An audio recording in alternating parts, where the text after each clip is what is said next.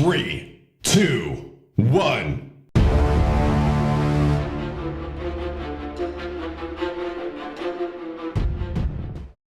East Rutherford, New Jersey, MetLife Stadium. The New York Jets put up 32 points in week one. Buffalo put up 41, sorry, excuse me. Is Justin Fields going to be able to do to Buffalo what he did to Pittsburgh? That is the question. And I think it all comes down to the Bills defense obviously did not play well. But not only did they not play well, again, in the stats, giving up 40 points, the safeties looked lost.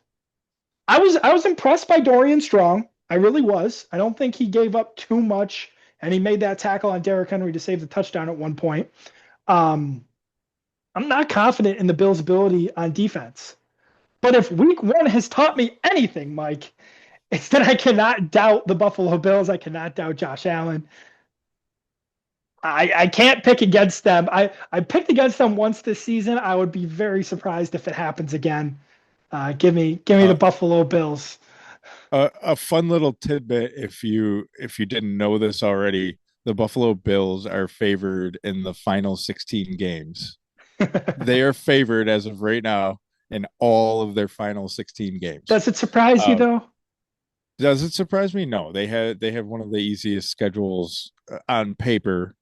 They do for sure. One of the easiest schedules and this from is here on out. And going back to what you said, this is the year they need to go get that one seed. They've 100%. They've got one other real tough matchup on paper.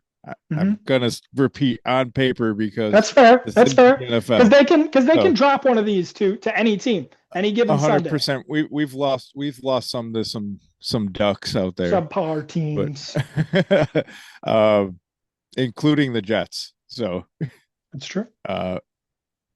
And Justin Fields, to the eye test, I think he looked pretty good, man. I think I said it last year when he was with the Steelers. I think they made a mistake by not letting him stay in and keeping that promise to Russell Wilson. Honorable, but it didn't work well for you. I need you to take that butter that you're spreading right now, Mike, and put it away. I know you're trying to butter that biscuit, okay? But you're picking the Bills. So just pick the Bills so we can end the video. 100% picking the Bills. I am, however, concerned, just like you, with the secondary of the Buffalo Bills. We didn't even talk about Robbins. What are we doing? Robbins, the Bills punter, was released today. Yeah. And they signed Cameron Johnston, also known as Bill Burr, the comedian. So you asked me about this earlier, so I want to bring you some stats. Apparently, he had like the worst punting average last season all year, and he wasn't on the Bills last year. And then in week one, he also had the worst punting percentage in the league. And from what I could tell from Bill's Twitter, and you don't have to read into this as either read into it as much as you like or as much as you don't like because it's Twitter, but the Bills had like a punting battle during camp, but nobody won in a way. I think they were waiting for somebody else to be released, and maybe it was Robbins, maybe they had their eye on somebody else. But the fact that there's a new punter does raise some questions just about the fact that that's a new holder now for Prater. Second question, Matt Prater, 41 years old. A lot of people right now, and I don't know if you're a part of this. I think you are, based off of what I know about you. But a lot of people are saying that they trust Prater more than Bass, and they'd rather have Prater. What do you think about that? Ooh, I mean, similar to quarterbacks, kickers have a very long shelf life in the NFL. Jake Moody got cut today from the San Francisco 49ers. He was a third-round pick.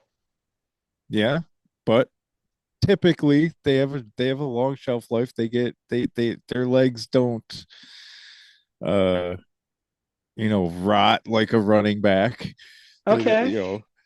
So being 41 years old as a kicker is not horrible, but I don't. Bass missed some key kicks last season. I think maybe a couple extra points if I remember correctly. And going But back the year before when he had his worst year. I think I want to reserve judgment until the fourth game after the fourth game when Bass is eligible to return, man. Exactly. What do they do then? We've mentioned that the Bills roster, it was so hard to get it down to 53. Then you consider the guys that are on the IR who will come off of IR. What do the Bills do then? There's Tre'Davious. Tre'Davious isn't on IR, but Hairston has to come back in 4 weeks. And there's so many players that the Bills are going to have to make some moves that they don't want to make. Do you want more KellyCast on your screen? You can find us on Facebook and on TikTok at the KellyCast. Don't forget to leave a like and subscribe.